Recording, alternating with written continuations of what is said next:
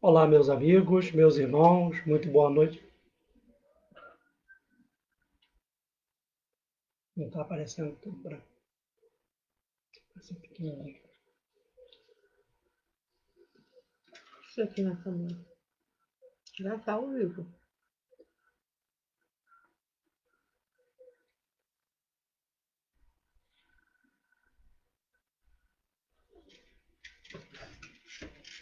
Olá, meus amigos, meus irmãos, muito boa noite a todos. Sejam todos bem-vindos ao canal do Centro Espírita Francisco Cândido Xavier no Facebook. É uma alegria, uma honra ter vocês aqui conosco essa noite, onde iremos estudar o homem de bem.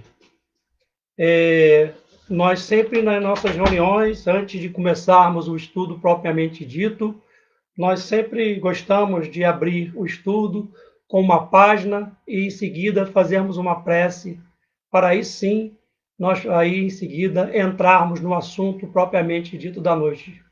E aí dando um tempo também daqueles irmãos que irão estar conosco nesse momento, deles poderem estar entrando e estarem podendo estudar conosco. Com a lição de hoje, O Homem de Bem, nós trouxemos uma página do livro Vinha de Luz, que tem tudo a ver com o nosso estudo, que está lá em Mateus, no capítulo 5, versículo 47, onde Jesus nos diz assim: Que fazeis de especial? O Emmanuel deu título a essa página, Que fazeis de especial? E nos deu a seguinte lição sobre esse ensinamento de Jesus. Iniciados na luz da revelação nova, os espiritistas cristãos possuem patrimônios de entendimento muito acima da compreensão normal dos homens encarnados. Em verdade, sabe que a vida prossegue vitoriosa além da morte, que se encontram na escola temporária da Terra em favor da iluminação espiritual que lhes é necessária, que o corpo carnal é simples vestimenta a desgastar-se cada dia, que os trabalhos e desgosto do mundo são recursos educativos, que a dor é o estímulo às mais altas realizações, que a nossa colheita futura se verificará de acordo com a sementeira de agora, que a luz do Senhor clarear-nos-á os caminhos, sempre que estivermos a serviço do bem, que toda oportunidade de trabalho no presente é uma bênção dos poderes divinos, que ninguém se acha na crosta do planeta em excursão, de prazeres fáceis, mas sim em missão de aperfeiçoamento, e que a justiça não é uma ilusão, que a verdade surpreenderá toda a gente, que a existência na esfera física é a abençoada oficina de trabalho, resgate e redenção, e que os atos, palavras e pensamentos da criatura produzirão sempre os frutos que lhe dizem respeito no campo infinito da vida. Efetivamente, sabemos tudo isto, em face, pois, de tantos conhecimentos e informações dos planos mais altos a beneficiarem nossos círculos felizes de trabalho espiritual, é justo ouçamos a interrogação do Divino Mestre: Que fazeis mais que os outros?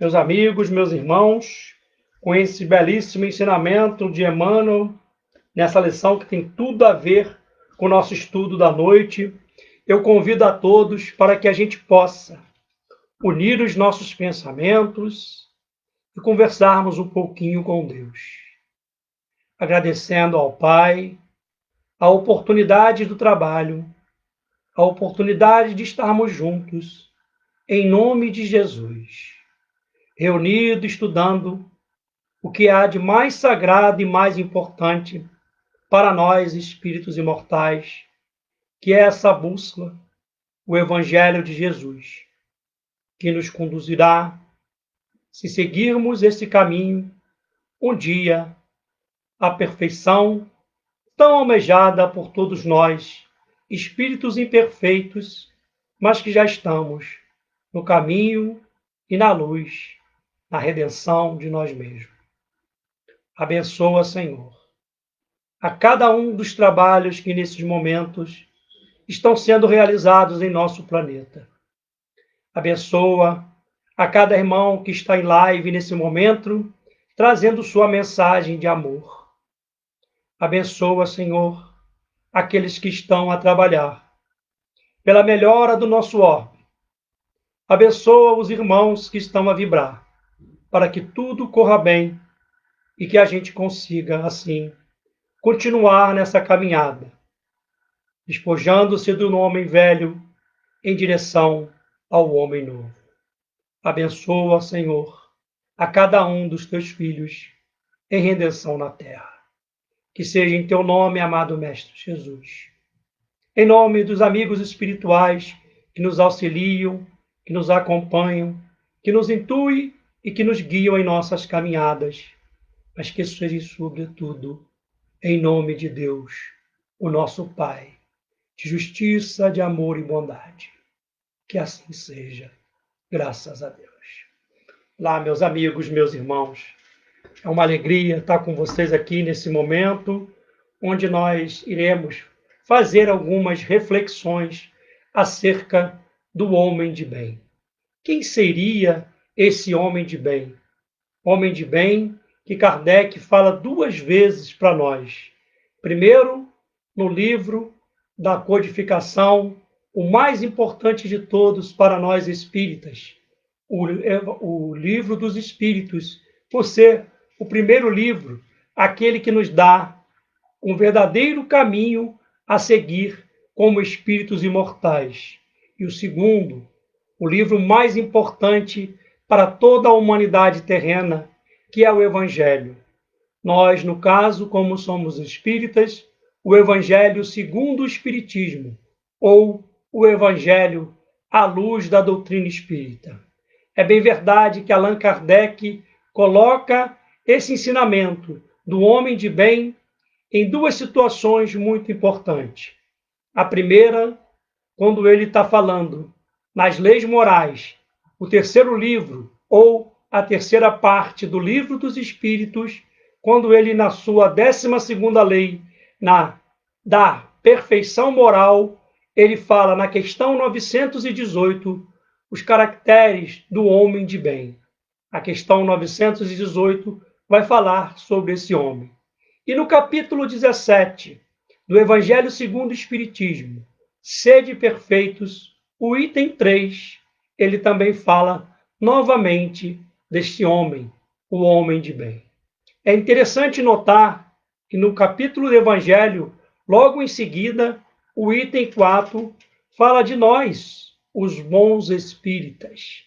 E ali Kardec dá também diversas características do bom espírita. Mas é muito interessante a gente notar que Allan Kardec, ele, quando começa o item 4, ele fala assim: bem compreendido, mas sobretudo bem sentido, o Espiritismo leva aos resultados acima expostos, que caracterizam o verdadeiro espírita como o cristão verdadeiro, pois que um é o mesmo que o outro.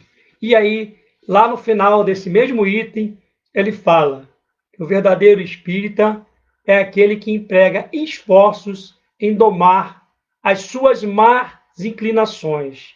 É aquele que emprega esforços em se melhorar. Não é isso?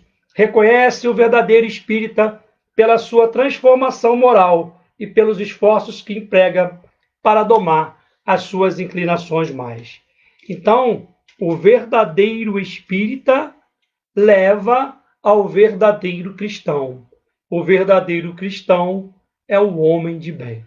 Quando Jesus nos fala dessa questão de sede perfeito, como perfeito é o vosso Pai Celestial, isso está no Evangelho de Mateus e também no Evangelho de Lucas, era uma situação onde, aqui no Evangelho segundo o Espiritismo, a gente tem apenas um trecho, que Kardec chama de caracteres da perfeição, começa, que está lá em Mateus, capítulo 5, versículos 44, 46 a 48, que ele fala assim: amai os vossos inimigos, fazei bem aos que vos odeiam, orai pelos que vos perseguem e caluniam.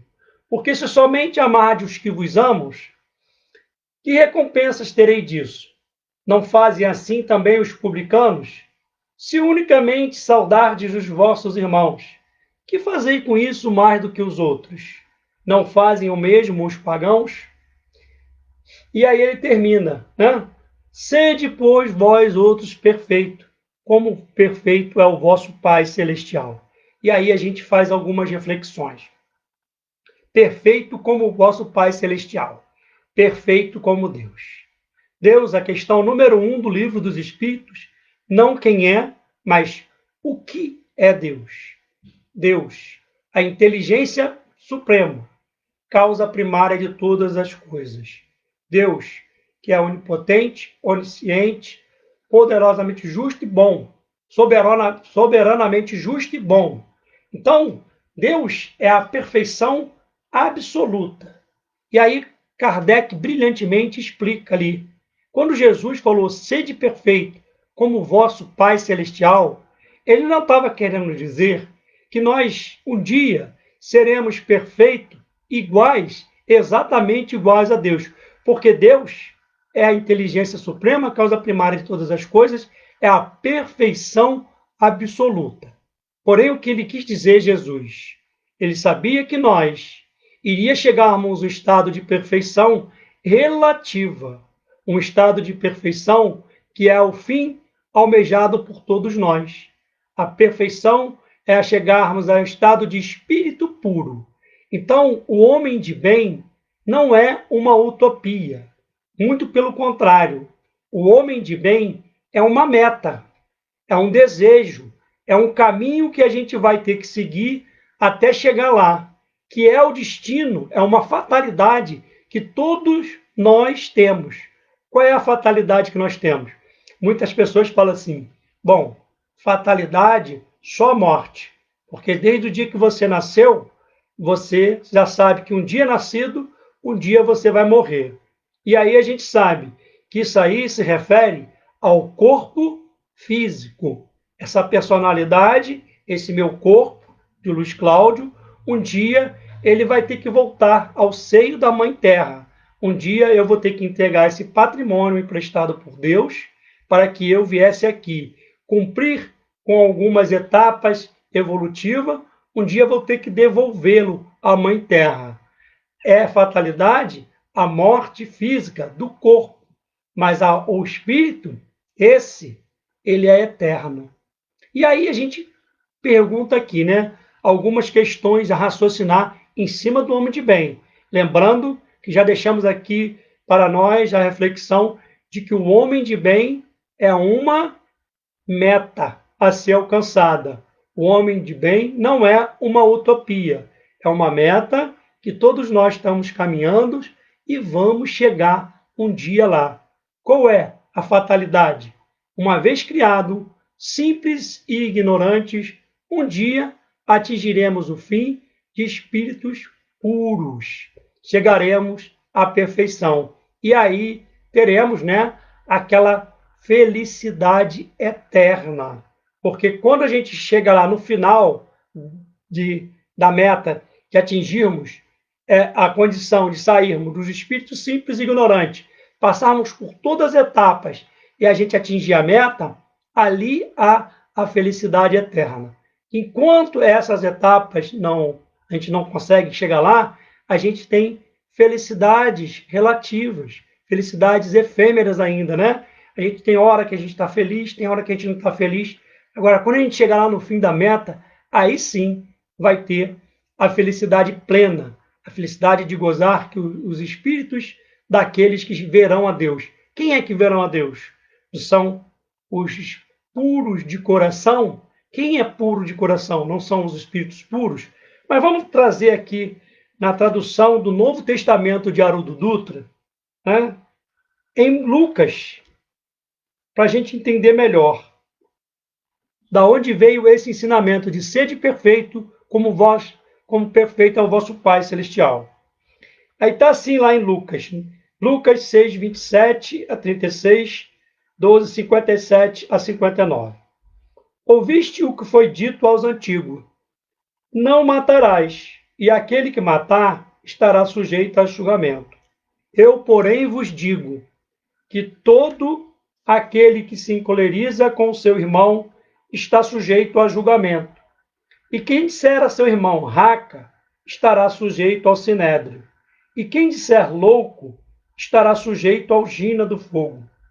Portanto, se estiver oferecendo tua oferta sobre o altar, e a ti lembrares que teu irmão tem algo contra ti, deixa ali tua oferta diante do altar. Vai e reconcilia-te primeiramente com o teu irmão. Então vem e oferece a tua oferta. Sê benevolente depressa com o teu adversário, enquanto estás a caminho com ele, para que o adversário não te entregue ao juiz, e o juiz te entregue ao oficial, e sejas lançado na prisão. Amém vos digo, que de modo nenhum sairá dali, até que restituas o último quadrante. Ouviste o que foi dito: não adulterarás. Eu, porém, vos digo que todo aquele que olha uma mulher para desejá-la, já adulterou com ela em seu coração.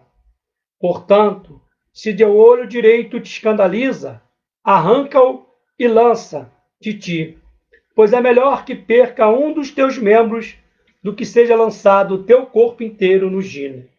Se tua mão direita te escandaliza, corta, lança de ti, porque é melhor que se perca um dos teus membros do que vá o teu corpo inteiro para o gina.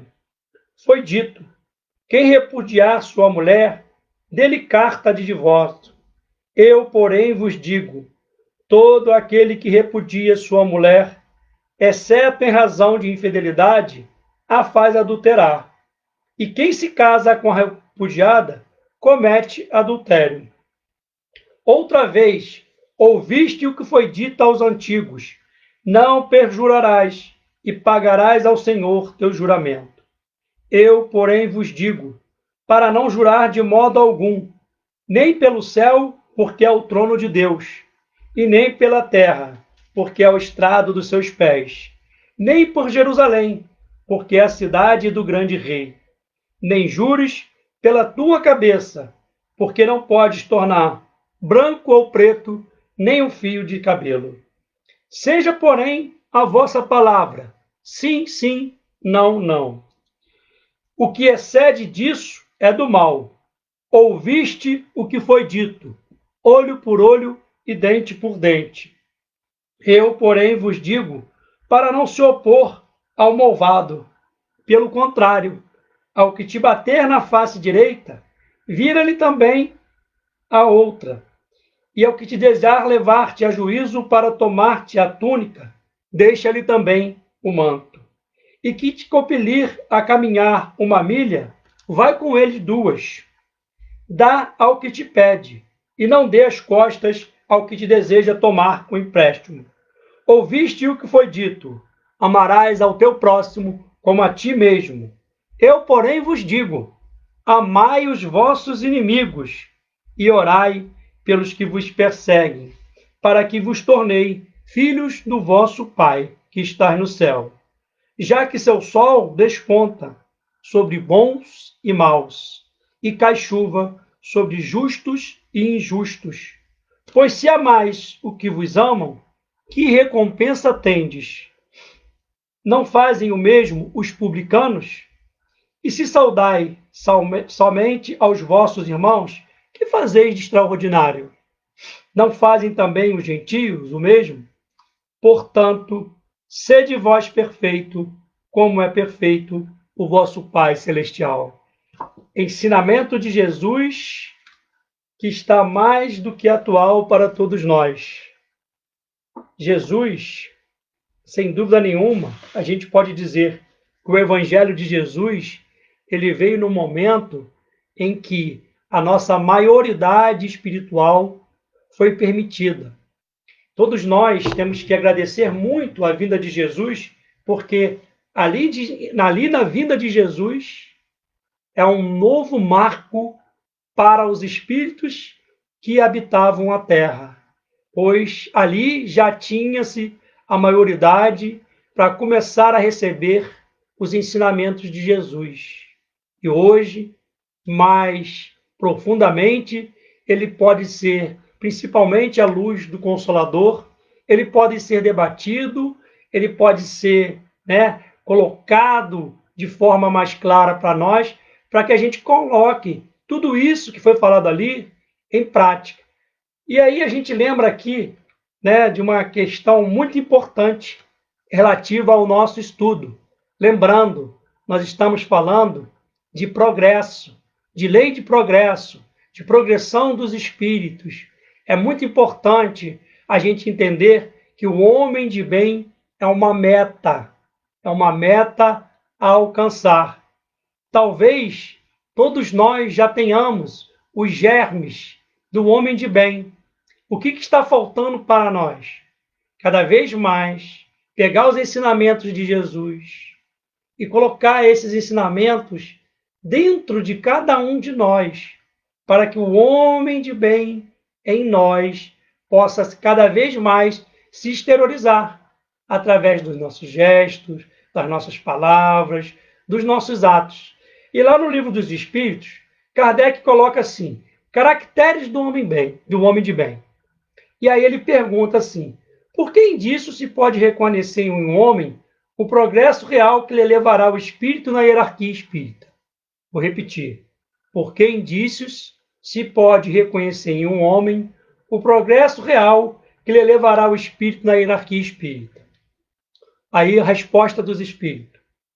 O espírito prova a sua elevação quando todos os atos da sua vida corporal representam a prática da lei de Deus e quando antecipadamente compreende a vida espiritual. E aí a gente pergunta: onde está a lei de Deus?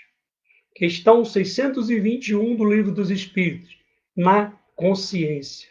Todos nós trazemos em nós a lei de Deus.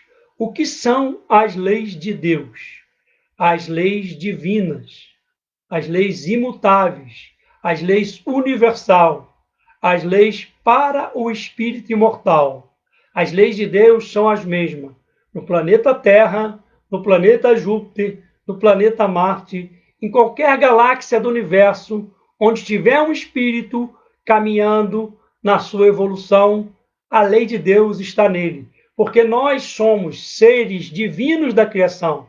Somos os seres que trazemos a partícula divina e trazemos as leis de Deus em nossa consciência. O comentário de Kardec relativo a essa questão é muito interessante, porque ele fala assim: verdadeiramente, homem de bem é o que pratica a lei de justiça, amor e caridade na sua maior pureza. Ponto. E aí a gente para e analisa. No primeiro momento, se a gente fosse analisar esse comentário de Kardec, verdadeiramente, o homem de bem é aquele que pratica a lei de justiça, de amor e caridade na sua maior pureza. Num dado momento, a gente ia olhar e falar assim: homem de bem que a gente conheceu aqui no planeta Terra, Jesus, aquele que pratica verdadeiramente a lei de justiça, amor e caridade na sua maior pureza, Jesus. Mas aí a gente lembra, lá na lei divina, na questão 625, quando Allan Kardec pergunta: qual é o meio prático que Deus tem nos oferecido para nos servir de guia e modelo à perfeição? Quem é o guia e o modelo prático para nós? Os espíritos responderam: Jesus. É interessante, a gente vai dar uma lida aqui no comentário de Kardec dessa questão. O Kardec, ele pega essa questão 625, só um instantinho que eu anotei aqui, e ele fala assim: para o homem, Jesus constitui o tipo da perfeição moral a que a humanidade pode aspirar na Terra. Deus nos oferece como o mais perfeito modelo, e a doutrina que ensinou é a expressão mais pura da lei do Senhor. Porque sendo ele o mais puro de quantos têm aparecido na terra, o Espírito Divino o animava. Lembra Jesus falando assim? Eu e o Pai somos um. O Espírito Divino o animava. Eu e o Pai somos um. Então, o Evangelho de Jesus é a coisa mais segura para nós dentro dessa meta que a gente quer alcançar. Qual é a nossa meta? Chegarmos um dia a espírito puro, chegarmos a ser, na essência, o homem de bem. Esse homem que a gente já vem construindo, cada um de nós. E aí a gente quer trazer uma questão, lembrando que a lei é de progresso, estamos, né, dentro da progressão, a questão 114 do Livro dos Espíritos, que diz assim: os espíritos são bons ou maus por natureza? Ou são eles mesmos que se melhoram? A resposta: são os próprios espíritos que se melhoram, e melhorando, passam de uma ordem inferior para outra mais elevada. Ah, tá, entendi. Então, os espíritos são eles mesmos que se melhoram. Olha só como é que Kardec era didático. Digamos, né, Kardec ele foi um professor, um pedagogo. Ele montou isso aqui de forma didática para a gente. O que Kardec pensou? A resposta dos espíritos, elas são muito claras, né? São os próprios espíritos que se melhoram. E melhorando-se, passa de uma ordem inferior para outra mais elevada. A resposta é clara. Porém, ele pensou assim, Kardec: bom, nós estamos tudo dentro de uma classe. Dentro de uma classe, para alguns, fica muito clara tudo que é aquilo que o professor está falando. Para outros, às vezes não está tão claro. Vamos dar um exemplo aqui, né? Semana passada o Luiz Cláudio deu uma palestra aqui brilhante falando de amor, meu amigo lá, Luiz Cláudio Monteiro de Coatis. Então, Luiz Cláudio Monteiro, Luiz Cláudio Mendes. Nós dois estamos na mesma sala de aula. E aí, o Allan Kardec fez essa pergunta, os espíritos responderam. Bom, o Luiz Cláudio Monteiro, como já está um pouquinho mais acima de mim em termos de conhecimento, já alcançou um entendimento maior, ele entendeu bem. Bom, entendi o que os espíritos quiseram dizer. Eu já vou dizer para vocês, eu fiquei na dúvida. Mas será que foi criado? Será que Deus faz espíritos bons? Será que Deus faz espíritos maus? Será que Deus cria mal? Será que Deus cria bem? Será que os anjos? E aí, o Kardec, ele fazia, né, essa coisa com os espíritos. Muitas vezes ele perguntava 2, 3 vezes de uma outra forma a mesma pergunta, para que aquilo ficasse bem esclarecido. E logo em seguida ele fez assim, a questão 115. Dos espíritos, uns terão sido criados bons e outros maus? Olha essa resposta dos espíritos. Deus criou todos os espíritos, simples e ignorantes, isto é, sem saber. Então, todos, sem exceção, todos os espíritos, no momento em que foram criados, e aí a gente não está aqui querendo saber em que momento a gente foi criado, porque a criação, né? Cada um é criado num dado momento, não fomos criados todos ao mesmo momento, mas desde o momento em que fomos criados, saímos com a mesma condição, simples e ignorantes. E aí ele fala assim: a cada um deu determinada missão, com o fim de esclarecê-los e o fazer chegar progressivamente à perfeição, pelo conhecimento da verdade, para aproximá-lo de si. Pelo conhecimento da verdade. Então a gente a gente é criado simples e ignorantes, parte do mesmo ponto, simples e ignorante, progressivamente, a gente vai com o conhecimento da verdade, quem é o caminho, a verdade e a vida, para chegar perto de Deus. Eu sou o caminho, a verdade e a vida. Ninguém vai ao Pai se não for por mim. Então, os espíritos responderam também, mais ou menos, dentro daquilo que Jesus falou. Eu sou o caminho, a verdade e a vida. Aí eles falam assim: nesta perfeição é que lhe encontram a pura e eterna felicidade. Lembrando que eu falei lá, quando nós atingirmos a condição de espírito puro, teremos a eterna e pura felicidade. Só quando atingimos essa canção. Aí ele fala assim: passando pelas provas que Deus lhe impõe, é que os espíritos adquirem aquele conhecimento. Uns aceitam submisso essas provas e chegam mais depressa à meta que lhe foi assinalada. Outros só a suportam murmurando, e pela falta em que desse modo incorrem, permanecem afastados da perfeição e da prometida felicidade. Interessante, meus amigos. Interessante. E aí, a gente tem que fazer aqui algumas reflexões. Pararmos aqui um pouquinho e fazermos algumas reflexões. Bom, a gente já pode definir o seguinte: o homem de bem é uma meta. É uma meta em que viemos construindo, né?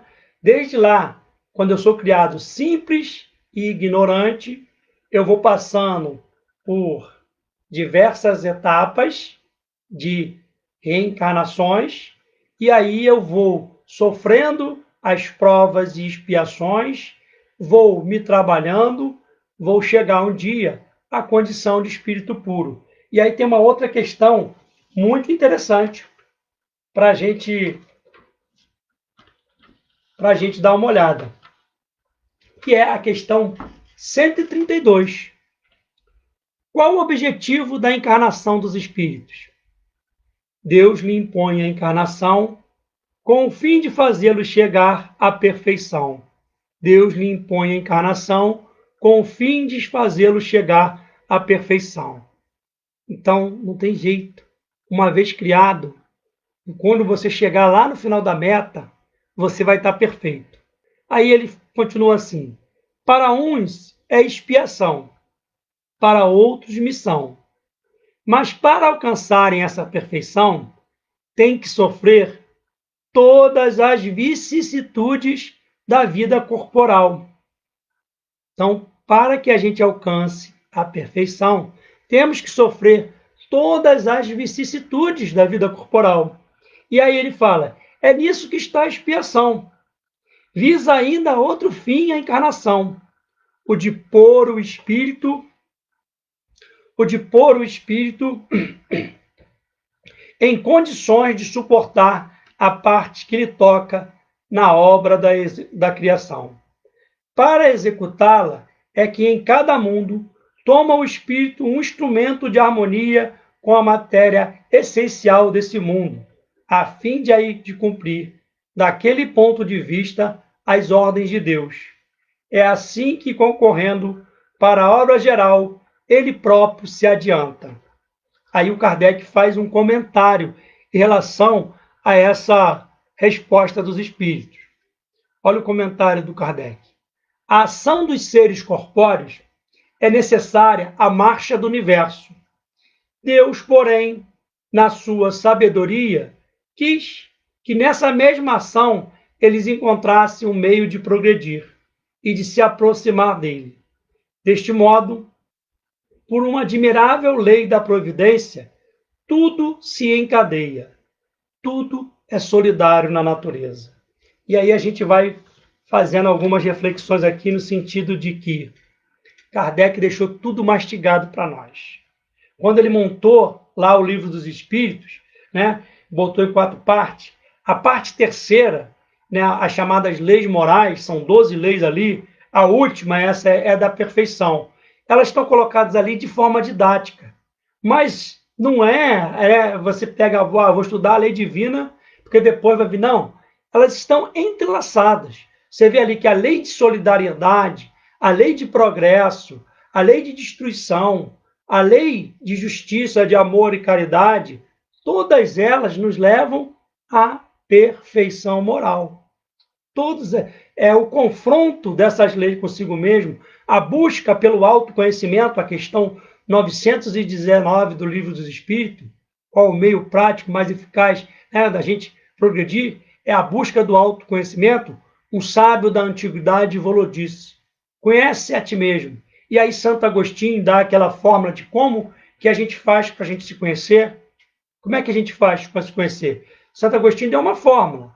Ele falou assim, ó, eu fiz da seguinte forma, eu todo dia, à noite, antes de dormir, eu colocava todos os meus atos que eu tinha feito, pesava os meus atos, pensava em tudo que eu tinha feito, e aí eu via se eu tinha agido de acordo com as leis de Deus ou fora da lei de Deus. Lembrando que os Espíritos nos falam que bem e mal só é o seguinte, bem é tudo aquilo que está em consonância, que está em equivalência com a lei divina. Se você age dentro das leis divinas, você está fazendo bem. E o mal?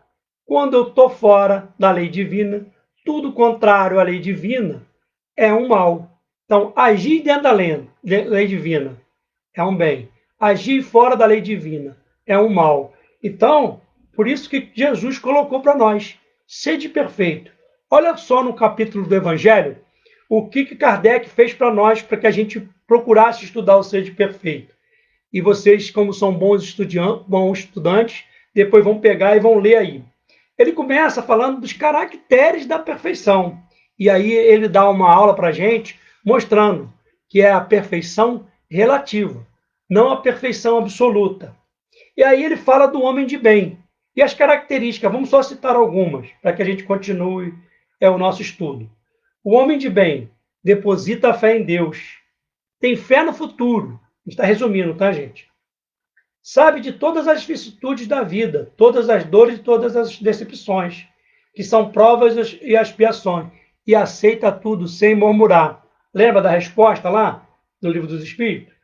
Possuído do sentimento de caridade e de amor ao próximo, faz o bem pelo bem. É benevolente para com todos. Respeita nos outros as convicções sinceras e toma por guia a caridade. Não alimenta ódio, é indulgente. Nunca se compraz em buscar os defeitos alheios e estuda as suas próprias imperfeições, autoconhecimento. Não procura dar valor ao seu espírito e nem aos seus talentos.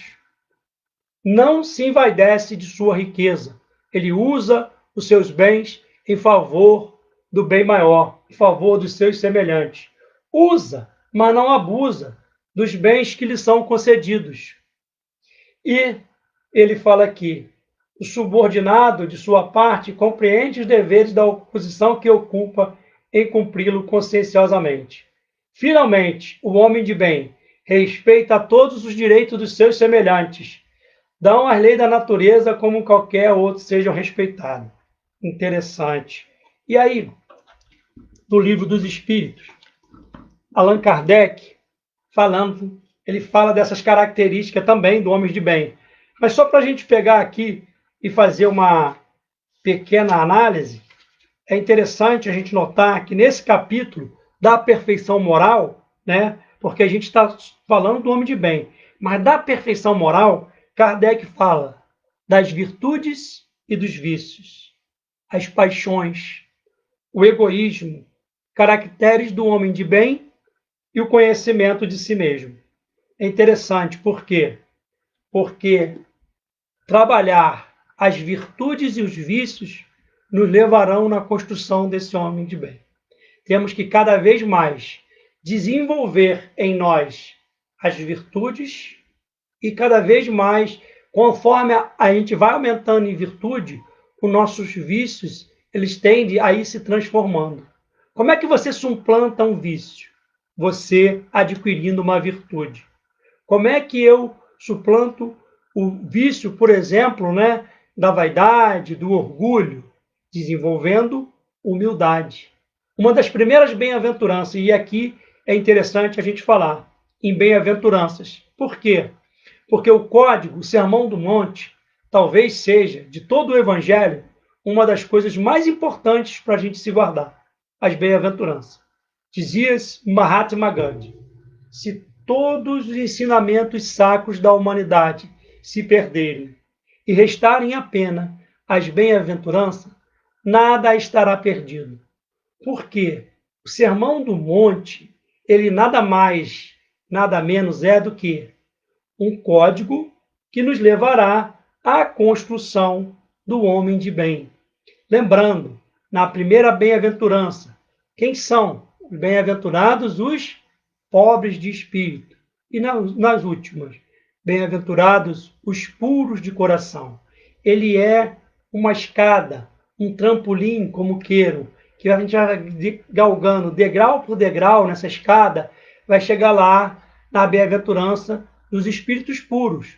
Que os espíritos puros verão o quê? Os puros de coração verão a Deus.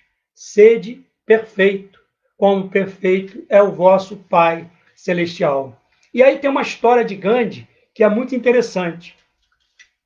Conta-se que Gandhi, quando ele já estava na Índia, já pregando, o seu ensinamento da não violência, onde ele conseguiu libertar, na época, a Índia, que depois se transformaria em Índia e Paquistão, mas na época era um país só, a Índia.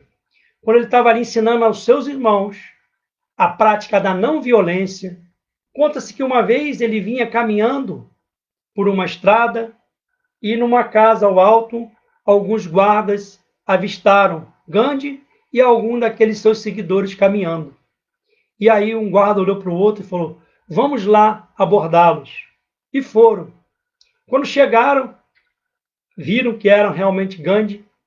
O guarda, sem falar nenhuma palavra, desfere um soco violento na face de Gandhi e o derruba. Gandhi pega seu óculos, coloca-se no rosto, levanta-se, olha para o homem com um olhar de piedade, com um olhar de caridade, e o homem novamente os bofeteia, dessa vez não derrubando. E aí fala para Gandhi: quem te ensinou a ser fraco assim? Quem te ensinou a ser covarde assim? E Gandhi olha para o homem, e o homem tinha um crucifixo no peito, e no crucifixo tinha a imagem de Jesus, Jesus crucificado ali, né? E aí Gandhi fala: este homem que está no seu peito, foi ele que me ensinou que devemos retribuir o mal com o bem, que não devemos revidar as ofensas. Gandhi não era cristão, na acepção da palavra, não era um cristão, mas seguia os ensinamentos de Jesus. Fazia dos ensinamentos de Jesus um modelo e guia para a sua vida. Conseguiu, através da não violência, da não reação à violência, de não pagar o mal com o mal, ou seja, conseguiu neutralizar o ódio de vários e vários ingleses. Conta-se que, conforme os indianos foram aprendendo a não revidar, aquilo começou a desarmonizar os ingleses, porque eles viam os indianos como inimigos. Mas que inimigo é esse que não reagia, que não retrucava a violência? Muito pelo contrário, que se deixava agredir sem desferir nenhum golpe contrário. Aí lembramos de Valdo Pereira Franco, quando, através dos ensinamentos de Joana de Ângeles, nos fala: o mal que nos faz mal não é o mal que nos fazem. O mal que nos faz mal é o mal que nós fazemos ao outro. Esse sim é o mal que nos fará mal. Lembramos do ensinamento do Eclesiastes: há tempo de plantar e há tempo de colher. Há tempo de semear. A semeadura é livre, porém a colheita é obrigatória. Se semearmos amor, um dia iremos colher amor. Se semearmos bondade, um dia colheremos bondade. Se semearmos paciência, se semearmos caridade, a caridade que tem um capítulo inteiro do Evangelho para nós. Fora da caridade não há salvação. É o capítulo que nos dá a maior lição do que fazer para alcançar esse homem de bem. É verdade que o Evangelho de Jesus, à luz da doutrina espírita, ele é muito claro para nós. Não temos mais como dizer: eu não sabia. Muito pelo contrário, a gente já sabe e agora nos cabe, cada vez mais, confrontar em nós esse homem velho que ainda temos em nós e transformá-los cada vez mais em direção ao nosso fim desejado, ao homem de bem, ao espírito puro. E a bússola segura. A bússola ou o GPS é o Evangelho de Jesus. O Evangelho de Jesus é esse GPS em que a gente tem eles nas mãos. E quando estamos de posse e seguimos aquilo que o Evangelho está indicando, nós temos a certeza de que ali nós estamos seguindo na rota, no caminho desejado. É verdade que muitas das vezes precisamos de correção de rota, porque nós, espíritos imperfeitos, por ora queremos ir por caminhos não tão seguros como o caminho do Evangelho. Muitas das vezes queremos pegar atalhos que nos fazem o quê? A ter que fazer essa correção de rota. O planeta avança. O planeta avança. Estamos no meio de uma pandemia. O que temos aprendido com essa pandemia? O que essa pandemia nos está nos trazendo de bom? Somos detentores da boa nova. Somos detentores da mensagem da nova era. Somos os trabalhadores da nova era. Somos os espíritos que estão com a missão de se esclarecerem e de esclarecerem aqueles que estão à nossa volta, de que somos espíritos imortais e que temos uma destinação gloriosa e que nós não estamos nesse mundo a passeio. Chegaremos com certeza ao fim almejado, paulatinamente, tranquilos, serenos, passando por toda e qualquer dificuldade que nos há de vir, porque já temos a certeza que o fim é glorioso. E aí eu lembro de que nessa pandemia, quantos e quantas demonstrações de homens de bem em construção nós temos recebido. Nós temos que parar de olhar para o planeta, para o nosso país, para a nossa sociedade e ficar vendo as mazelas.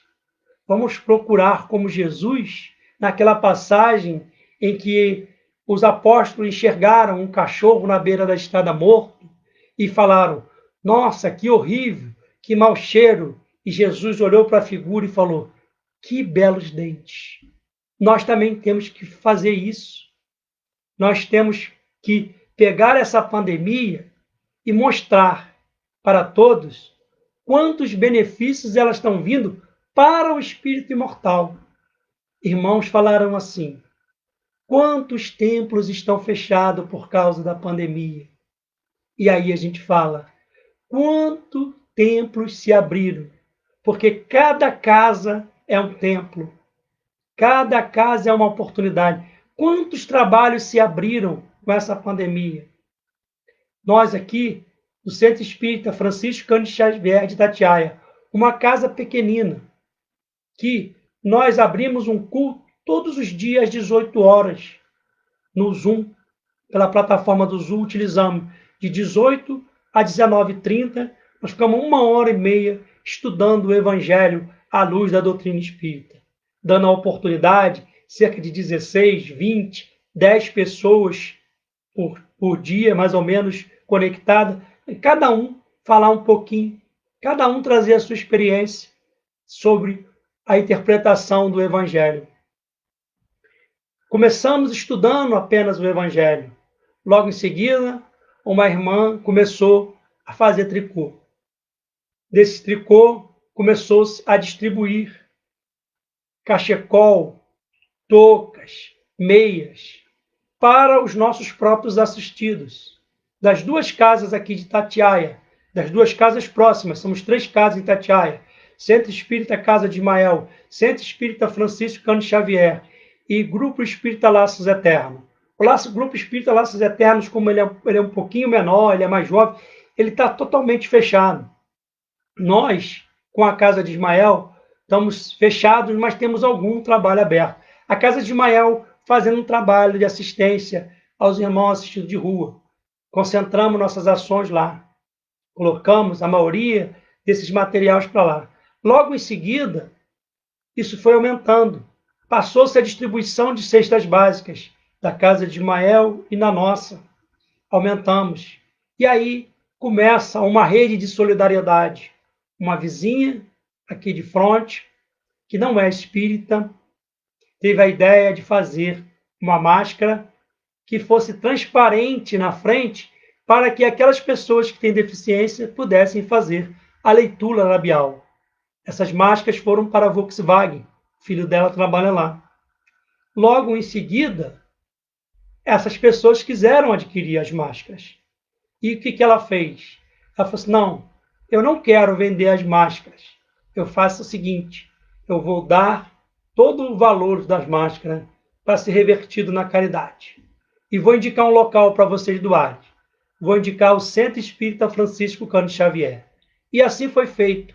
E aí passou da Volkswagen para o grupo de dança, para os grupos de outros grupos de Resende. Quando a gente foi ver, estávamos recebendo um monte de ajuda. Dividimos integralmente aquilo que arrecadamos com a nossa casa irmã, Casa de Ismael. E o trabalho foi se crescendo. E aí tiveram-se a ideia de pegar essas pessoas que faziam crochê, que faziam máscara, e se juntar com um grupo de Resende, do Centro Espírita Paulo de Tarso, que já ajudava há muito tempo a APEMIR, que é uma maternidade que tem em Resende, onde irmãos carentes às vezes não têm os seus enxovalzinhos. E aí foi levado para esses irmãos. E quando chegou lá, essa irmã falou assim, olha, mas eu tenho aqui uma amiga que está precisando, que tem um trabalho chamado Marmitas do Bem, em Resende, que ela distribui quentinha para moradores de rua. E eles estão precisando de toucas, de cachecol e de meias. Estão precisando também de cobertores. E foi feita essa grande rede de solidariedade. E levamos, no caso, a nossa esposa levou até uma irmã, que é a coordenadora desse trabalho, Marmitas do Bem. Uma irmã de nome Joana. Não por acaso, né? Joana não é Joana de Ange, mas a Joana, ela não é espírita. Que bom que ela não é espírita. Mas no grupo dela ela usou a expressão espíritas kardecistas, espíritas umbandistas e espíritas candomblecistas. Ela usou essa expressão e a gente não está aqui para corrigir ninguém, porque alguns irmãos usam essa expressão para nos diferenciar dos nossos irmãos umbandistas e candomblecistas. Ela falou, no meu grupo eu tenho irmãos umbandistas, candomblecistas e irmãos kardecistas. Tenho irmãos evangélicos, tenho irmãos ateus, que se unem todos em prol do mesmo objetivo, que é diminuir a dor e o sofrimento daquele que está na rua. É ou não é já aí a construção de um homem de bem? São ou não são homens de bem? Quantos homens de bem estão sendo construídos nesse planeta? O bem já é maioria. Aí a gente vai falar assim, mas como, Luiz? É tanta violência, é tanta corrupção. Sim, a gente estava lembrando outro dia aqui, a mídia ainda dá muita importância a tudo isso. Porque se a mídia quiser, ela vai ver que existe muito mais homens de bem em construção, trabalhando no bem, trabalhando no amor, trabalhando na caridade, em todos os recantos desse planeta. Esse Brasil, coração do mundo, pátria do Evangelho, então, todos os lugares desse Brasil, há uma instituição fazendo alguma coisa de bem. Do Amazônia, vamos dizer assim, do Arroio ao Chuí, tem instituição trabalhando no bem. Tem instituição trabalhando na caridade. E aí eu lembro do meu irmão Luiz Cláudio Monteiro, que semana passada estava aqui falando para nós. Ele fala assim, vamos divulgar o bem, não vamos divulgar o mal. E até ele fala assim, não mande para mim notícias que não sejam do bem, porque eu não vou divulgar. Eu só vou divulgar notícias do bem. Precisamos entrar nessa corrente de divulgar o bem, seja nas redes sociais, seja boca a boca, seja nas nossas casas espíritas, seja nas nossas casas evangélicas, nas nossas igrejas católicas, enfim, aonde tiver um cristão, ele precisa divulgar a mensagem de Jesus. O Evangelho de Jesus é a nossa grande salvação. Amar a Deus sobre todas as coisas e o próximo como a ti mesmo. Esses os maiores ensinamentos que nós temos. E aí a gente queria trazer para vocês uma mensagem que está aqui no livro Roteiro de Emmanuel, a mensagem cristã. Tem tudo a ver com esse estudo. Onde Emmanuel nos fala o seguinte: não se reveste o ensinamento de Jesus de quaisquer fórmulas complicadas, guardando embora o devido respeito a todas as escolas de revelação da fé com seus colégios iniciáticos, notamos que o Senhor desce da altura, a fim de libertar o templo do coração humano para a sublimidade do amor e da luz, através da fraternidade, do amor e do conhecimento. Para isso, o Mestre não exige que homens se façam heróis ou santos de um dia para o outro. Nem pede que os seguidores pratiquem milagres, nem lhe reclama o impossível. Dirige-se a palavra dele à vida comum, aos campos mais simples do sentimento, à luta vulgar e às experiências de cada dia. Contrariamente a todos os mentores da humanidade que viviam até então entre mistérios religiosos e dominações políticas, convive com a massa, convidando as criaturas a levantarem o santuário do Senhor nos próprios corações. Ama a Deus, nosso Pai, ensinava ele, com toda a tua alma, com todo o teu coração e com todo o teu entendimento. E ama o próximo como a ti mesmo. Perdoa os companheiros quantas vezes se fizerem necessárias. Empresta sem guardar retribuição. Ora pelos que te perseguem e caluniam. Ajuda os adversários. Não condenes para que não sejas condenados. A quem te pedir a capa, cede igualmente a túnica. Se alguém te solicita na jornada de 1000 passos, segue com ele 2000. Quem se humilha será exaltado. Ao que te bater numa face, oferece também a outra. Bendize aquele que te amaldiçoa. Libertas e será-lhe libertado. Dá e receberás. Sê misericordioso. Fazei o bem ao que te odeia. Qualquer que perder a sua vida por amor ao apostolado da redenção, ganhá-la-á mais perfeita na glória da eternidade. Resplandeça a tua luz. Tem bom ânimo. Deixa aos mortos o cuidado de enterrar os seus mortos. Se pretendes encontrar-me na luz da ressurreição, nega a ti mesmo.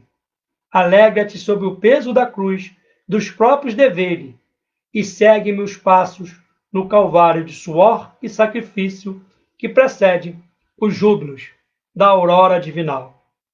E diante desses apelos, gradativamente, há 20 séculos, calam-se as vozes que mandam revidar e ferir, e a palavra do Cristo, acima de éditos e espadas, decretos e encíclicas, sobe sempre e cresce cada vez mais na acústica do mundo, preparando os homens e a vida para a soberania do amor universal. Meus amigos, meus irmãos, estamos chegando ao final de nosso estudo, agradecendo a vocês a paciência, e aqui foi colocado só algumas reflexões sobre acerca do homem de bem, que é uma construção, como a gente falou aqui, é uma meta a ser alcançada.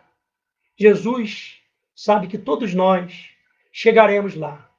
Quando ele pegou os seus 12 apóstolos, eram pessoas extremamente simples, pessoas iguais a nós, cheias de imperfeições, cheias de vícios, mas ele sabia que ali havia também virtudes e que aquelas virtudes cresceriam. Então, todos nós temos em algum momento ações como a de Pedro, ações como a de Tomé e ações como todos aqueles outros apóstolos que chegaram, não naquela encarnação, à condição de espírito puro, mas alcançaram um patamar, com certeza, porque acreditaram na mensagem de Jesus. Acreditaram que o espírito era imortal e por isso ele estava encaminhada em direção à luz, ao amor. Para encerrar, agora sim, em forma de prece, a gente encerra com uma prece chamada Perfeito, que diz assim: o verdadeiro cristão no mundo se evidenciará do comum das criaturas por suas mais singelas atitudes. Cumpridor da lei de amor, de justiça e caridade, auscultará a própria consciência na observância diária de seus deveres fundamentais. Caminhará pelos trânsitos mais difíceis, sem desatino nem fuga, em direção às claridades do amanhã. Abraçando as convicções religiosas em que o Evangelho permanecerá no fulcro de sublimes metas, compreenderá que o raciocínio tem degraus de alcance, tanto quanto o sentimento tem estágios a escalonar. Humilde e simples, afugenta de todo sentimento de supremacia na escola cristã, fazendo-se o menor entre todos os servidores. Com denodo e convicção enfatiza em sua intimidade consciencial o conceito de fé associado ao impositivo das boas obras. Da mesma forma, silencia toda crítica mordaz, fazendo-se benevolente no exame de todas as faltas. Ama e trabalha. Abraça a verdade e renega a mentira. Atingir as metas do verdadeiro cristão, que muitas consciências entorpecidas no desânimo caracterizam como utopia, é o dever, princípio de todo espírita consciente, porque a doutrina espírita se fez presente no orbe, se não pelo homem e para o homem, revitalizando os ensinos do Mestre, cristianizando consciências e evangelizando corações, e apontando a lei de evolução que nos preceitua. Sede perfeitos, como perfeito é o vosso Pai Celestial. Muito obrigado a todos, muita paz, que Jesus, nosso Mestre, possa nos abençoar e que a gente consiga trabalhar em nós esse homem de bem. Muita paz a todos.